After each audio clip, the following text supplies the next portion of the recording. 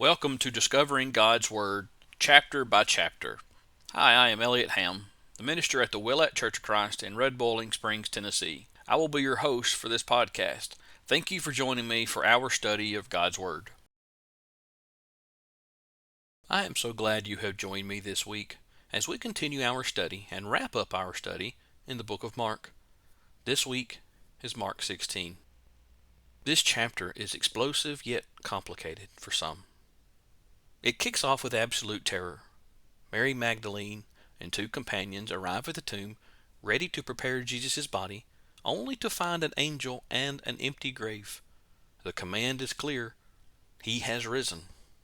The women, however, react with pure, shocking fear and run away.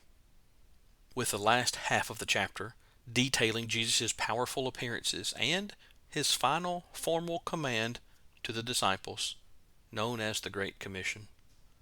This chapter is full of fear and faith. Let's take a closer look.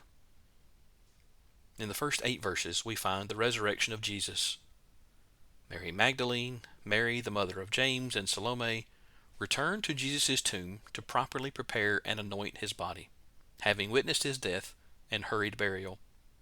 Mark tells the resurrection account through the eyes of these women, who were the first to discover the empty tomb. They find that the stone blocking the entrance had been rolled away. The angel that was there instructed them to go and tell the apostles, specifically mentioning Peter to assure him that he was still part of that group, that Jesus was risen and he would meet them in Galilee. Mark notes the women were frightened. Other gospel accounts confirm they did as the angel commanded. This first appearance to the women was highly significant to both Jews and Gentiles alike. In both of these cultures, women were often considered lesser than men, especially in religious matters. For example, being separated in the Jewish temple. By choosing women as the first witnesses and messengers of the resurrection, Jesus shattered the false idea that God preferred men. In verses 9 through 11, we find Mary Magdalene sees the risen Lord. After rising early on the first day of the week, Jesus appeared to Mary Magdalene. This was a powerful moment. Mary went and told the disciples, who were absolutely devastated. But when she delivered the glorious news that she had seen the Lord and he was alive, they simply did not believe her. The core group was totally skeptical of the first eyewitness account of the resurrection. It's a shocking lack of faith right out of the gate. In verses 12 and 13, Jesus appears to 2 disciples. Mark tells us that his appearance was in another form. Luke explains that the disciples' eyes were restrained, so they did not know him. These statements are not inconsistent with each other. They show that when taking in connection that Jesus appeared in another form by holding in some way their eyes so that he would appear to be a different person. Mark's account implies that they eventually saw through this without stating exactly how. When these 2 disciples returned, they reported the fantastic news to the rest of the disciples. They were met with the same cold shoulder. It is an incredibly striking detail that highlights the deep, down-in-the-dump skepticism the remaining 11 had about the resurrection. They needed hard proof. In verses 14 through 18, we find the Great Commission. Jesus finally appeared to the 11 apostles while they were eating dinner. He then rebuked them for their stubborn unbelief, calling them out for ignoring those who had seen him resurrected. Then came the big instruction. We know it as the Great Commission. Jesus commanded them to go into all the world and preach the gospel to every creature. Jesus made this crystal clear. Those who believe and are baptized will be saved. Those who do not believe and are not baptized will be condemned. He says that they will be able to cast out demons, they will speak with new tongues, they will take up serpents, and if they drink anything deadly, it will by no means hurt them. They will lay hands on the sick, and they will recover. In verses 19 and 20, Jesus ascends to the right hand of God. After Jesus spoke these instructions to the followers, he was received up into heaven and took his place at the right hand of God. The disciples then went out and preached everywhere, spreading the gospel. The Lord worked with them, confirming the word through the accompanying signs. That meant the miracles he promised actually happened. Mark 16 starts with women finding an empty tomb, an angel shouting the greatest of news ever that he has risen. The initial ending is a shocker, leaving the women speechless, terrified. But this is the power of the resurrection.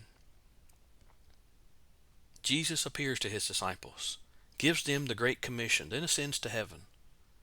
The power of this chapter lies in its unmistakable proof that Jesus is not just a prophet, was not just a teacher. He is the resurrected Lord. Here are two applicable lessons I'd like you to learn from Mark 16. One involves skepticism. Skepticism does not disqualify. The disciples were severely rebuked for their unbelief. We find this in verse 14. However, Jesus still appeared to them. He still gave them their mission. God uses imperfect, doubting people from time to time to do his greatest work, and that greatest work is spreading the gospel. The second lesson is about faith. Authentic faith overcomes fear. The women at the tomb initially fled in fear and with astonishment in verse number 8. The ultimate lesson is the call to move past the initial fear, the terror, and move into obedient and fearless faith. Consider this question this week from Mark chapter 16. Jesus rebuked the disciples for their unbelief despite the multiple eyewitness reporting to them. We find this in verse 14. In what ways do modern-day Christians often demonstrate similar skepticism towards spiritual truths or God's ability to act in the world today? Would you consider these two life challenges this week from Mark 16? Number 1, challenge the comfort zone. The Great Commission demands to go into all of the world, Mark 16:15. Challenge yourself to step outside your usual social circles and intentionally share the gospel with someone that may have been at one point in time for you unreachable. Secondly, prioritize the gospel over fear. The women in verse number 8 fled in fear. Challenge yourself to identify your biggest fear regarding your faith. Maybe it's rejection, maybe it's ridicule, maybe it's complacency, maybe it's fear. And proclaim the truth of the gospel despite those fears. Again, another powerful chapter.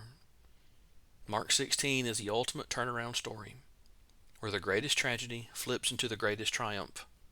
From a terrifying empty tomb to skeptical disciples to Jesus' powerful ascension and global mission, the final message is extremely clear. He is risen, and he gave us a mission. Friends, thank you so much for listening this week. I pray that you will join me again next week as together we discover God's Word chapter by chapter. Have a great week.